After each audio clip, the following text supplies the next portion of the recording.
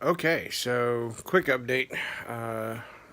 Probably talk a little bit about this on Greg's show this evening, but um, I'll post this on Sunday for the rest of you guys to see. Um, so this is the Mavic with the cover off, and as we can tell, the cooling fan is completely obliterated. I mean, it's the whole assembly and everything's gone.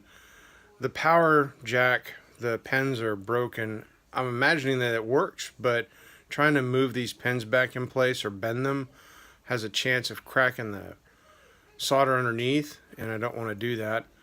This right here is the compass. So the compass assembly up here in the nose of the drone is going to need to be replaced. And that's not really expensive. I mean, this compass unit and the wire for it, I think, is like $9. As for the leg, of course, this arm completely lost.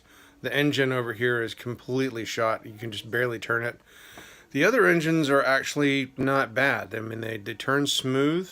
There is a huge chunk from the road rash taken out of that arm, so the stability of this arm is compromised, so that's got to be replaced. This arm is in good shape, but one thing I'm noticing is that there is a piece that you can see right here that's part of the leg assembly that is gone. So just to be on the safe side, and for consistency's sake, I've got to get a lower shell, I've got to get the undershell, and I've got to get a new top. And so I'll go ahead and get 4 new arms for it. The arms, surprisingly enough, come with the motors attached already. And they're not really that expensive. I mean, they're like $30 for an arm and a motor, which I was sort of impressed by. The body itself is pretty inexpensive too. I think the bottom, middle, and top shell all together probably come up to be about $40 or $45. I've got a couple of blades from the actual wreck. Obviously, these are damaged. So I do have 4 unused blades. So there is at least that to fly, and I got these adapters. As for the center board, as you guys can tell, try to get the shadow out of the way here.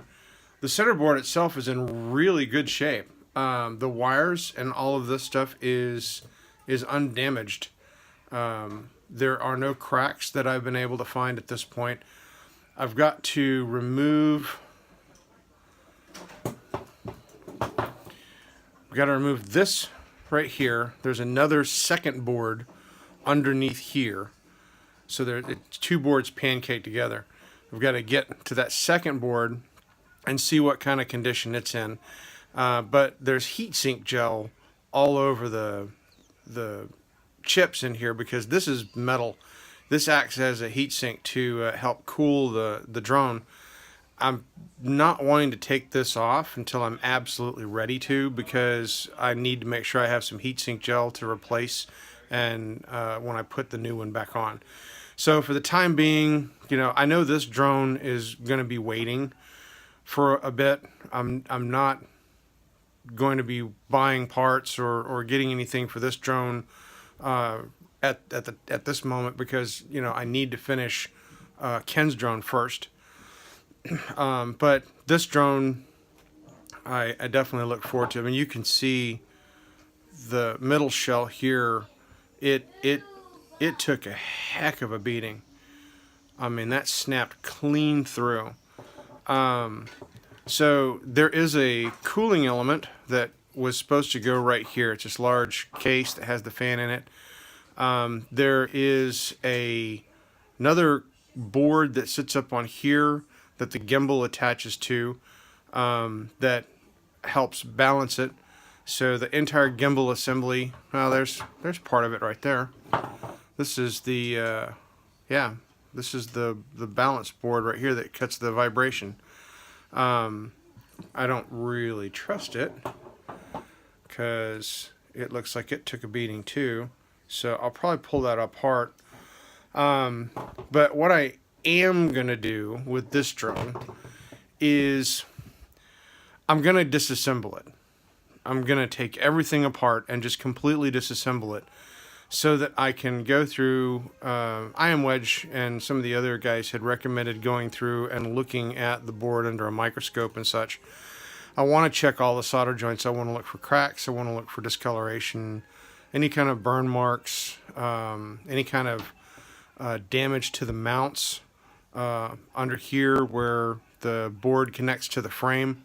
If the frame has been pulled away, it could have damaged the board at those points, because there is a little section right here where it pulled away and there was a screw mount there.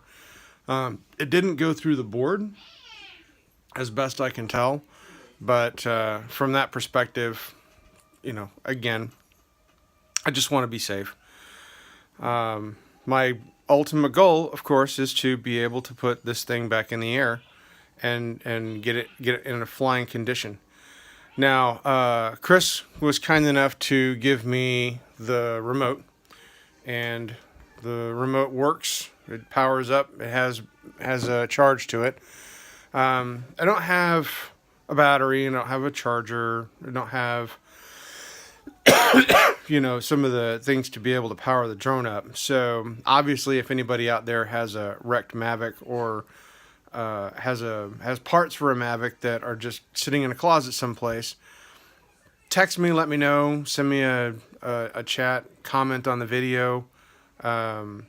Be happy to work with you guys if you guys have any parts. Obviously, if anybody has a wrecked Mavic that's in better condition than this one is, that I can peel parts off of, I'm always interested in that as well. So I don't mind, as Ken calls it, being the Fred Sanford of drones and piecemealing these things together to make them function, because, you know, I've not made of money. 5 kids and a mortgage doesn't, and a wife with hobbies doesn't bode well for the disposable cash field. But that being said, I am truly interested in returning this one to flight status. Whoa, hey, haha, another part. I love working on these things. And if you ever thought that the only way you could fix one of these things is by sending it to DJI, I'm gonna prove you guys wrong, hopefully. So a little bit of effort, a little bit of cash, a little bit of time, and you can put your drone back up in the air yourself. So keep following, keep subscribing. Like I said, if you guys have any parts, components, gadgets, doodads, things that would benefit this drone, by all means let me know, and I'd love to talk to you guys about it. Other than that, I'm gonna call this video quits, and I hope you guys have an absolutely amazing week. Thank you very much for watching.